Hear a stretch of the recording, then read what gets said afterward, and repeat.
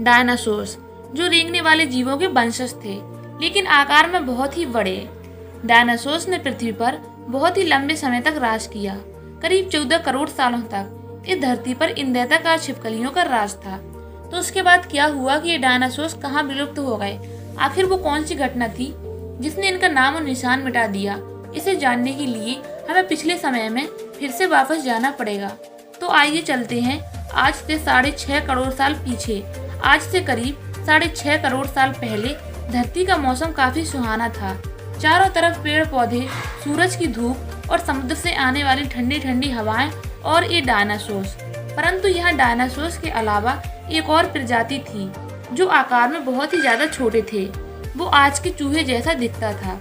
असल मायने यही हमारे प्राचीन पूर्वज थे और आगे चलकर हम इन्हीं से विकसित होने वाले थे। ये थे मैमल्स, यानी स्तनधारी जीव। आपकी जानकारी के लिए मैं बता दूं कि डायनासोर्स अंडे देते थे, लेकिन मैमल्स अंडे नहीं देते थे। हम इंसान भी एक मैमल्स हैं। उस वक्त ये मैमल्स डायनासोर्स के डर से जमीन के अंदर बिलों में छुपकर रहते थे और इनकी यही खासियत इनके लिए वरदान बनने वाला था। जब ये जीव आराम से धरती पर अपना जीवन बिता रहे थे, उस वक्त एक 10 किलोमीटर के डायमीटर वाला एक एस्ट्रॉयड सीधे धरती की ओर बढ़ रहा था। धरती के ग्रेविटेशन फील्ड में घुसते ही इसका रफ्तार एकाएक और तेज हो गया। प्रत्येक सेकंड के साथ साथ ये धरती के करीब बढ़ता जा रहा था। करीब 70,000 किलोमीटर प्रति घंटे की रफ्तार से ये धरती के वायुमंडल में प्रवेश करता है। धरती के वायुमंडल में घुसते ही घर्षण की वजह से ये एक आग के गोले में बदल गया। इसकी चमक इतनी अधिक थी कि इसके 800 किलोमीटर के रेडियस में आने वाले सभी जीव पूरी तरह से अंधे हो चुके थे। ये जीव इसे देख नहीं पा रहे थे, लेकिन वो इसे महसूस कर सकते थे। एस्ट्रॉयड जमीन से टकराता है और एक बहुत ही भयानक विस्फोट होता है। ये विस्फोट इतना शक्तिशाली था कि इसके टकराते ही पृथ्वी की लाखों मीटर टन धातु अंतरिक्ष में चली गई।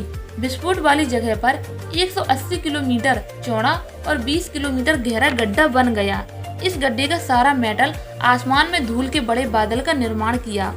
इतने बड़े टक्कर की वजह से भूकंप की तरंगें धरती के गश्त में कई मीटर दूर चली गईं। इस वजह से समुद्र में विशालकाय तरंगों का निर्माण हुआ और एक के बाद एक सुनामी की लहरें चारों तरफ बहने लगीं। धरती के महाविनाश की प्रक्रिया का आरंभ हो चुका था।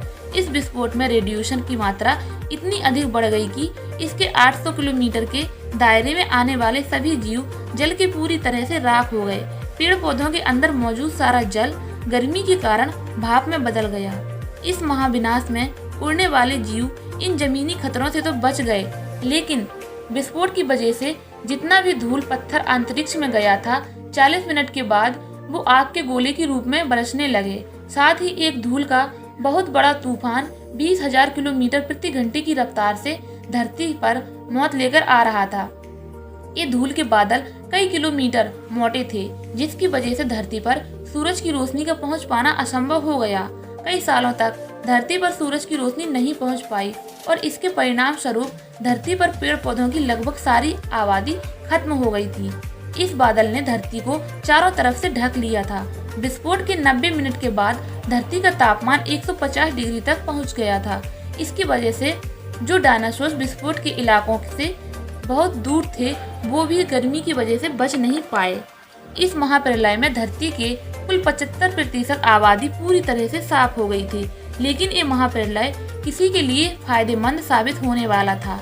डायनासोर का अंत एक नई प्रजाति के लिए सुनहरा अवसर था। वो थी मैमल्स। इन्होंने खुद को इस महाविनाश से बचा लिया और अत्यंत गर्मी से बचने के लिए ये जमीन के अंदर रहने लगे और जिंदा रहने के लिए इन्होंने सब कुछ खाना शुरू कर दिया ताकि ये आराम से अपना जीवन यापन कर सके। इन डायनासोर्स के अवशेष आगे चलकर हमें भविष्य में मिलने वाला था। महाप्रलय के कुछ लाख साल बाद धरती से डायनासोर्स लुप्त हो गए और धरती पर एक नई शुरुआत की प्रक्रिया चल रही थी और इस नई दुनिया में हमारे प्राचीन पूर्वज सभी के साथ साथ विकसित हो रहे थे। अब ये आकार में पहले से काफी बड़े हो चुके थे, परंतु ये अब भी हमारी तरह दिखने में बिल्कुल भी नहीं लग रहे थे, क्योंकि इसे आगे चलकर कई प्रजातियों में विकसित होना था। आज से करीब 4.7 करोड़ साल पहले अब धरती का वातावरण पूरी तरह से लगभग आज की तरह बन चुका था। इस वक्त धरती का तापमान 24 डिग्री सेल्सियस था और धरती का एक दिन करीब 24 घंटे का होता था। इस वक्त धरती के पूरे महाद्वीप जाने पहचाने थे।